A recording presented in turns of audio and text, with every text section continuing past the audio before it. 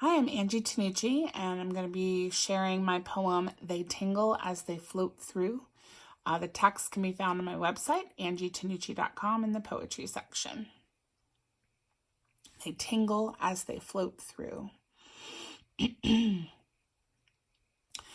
We were almost exactly the same age, twins practically, metaphorically. Born 15 days apart, I came under the sign of the crab, ruled by the moon and twice as fickle.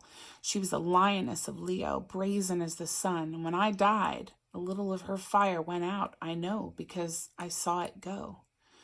We'd lived our childhoods a few miles apart, never once meeting until adulthood. We'd both spent our summers in the salty Atlantic waves, our winters wishing for snow days that rarely came.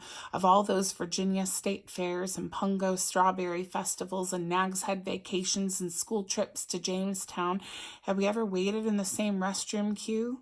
Maybe she was the feisty redhead who beat me to the unicorn on the carousel that one time. Maybe we'd each bought a cotton candy from that stand at the zoo, the one by the camels.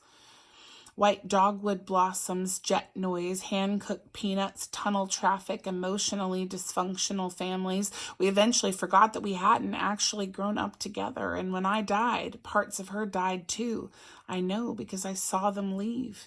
I was dreaming when it happened, when death came, and the transition was smooth, seamless, because I was flying in the dream, and suddenly I'm flying to her, and there she is, asleep in her own bed, 1,000 miles from where I started, and I think, how lovely to dream of her, to be here after so long.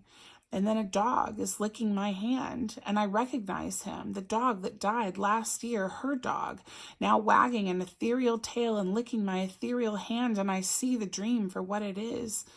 And I look at her, I really see her there, somehow sleeping, tangled up in the sheets, impossibly contorted, blissfully snoring, drooling a dark spot on the pillow, beautiful.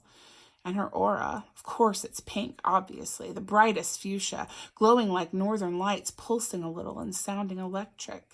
And it isn't strange at all that I'm here because we always were like magnets, and I realize now that the pull, the persistent tugging had always been there, underneath everything, even before we met, but I've been stuck, nailed down or glued to the ground, weighted, tethered.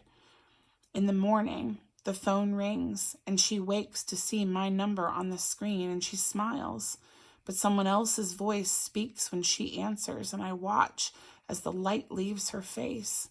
Then her aura dims and changes from pink to silvery gray, and at the same time the glass screen of her phone shatters on the hardwood, so does she.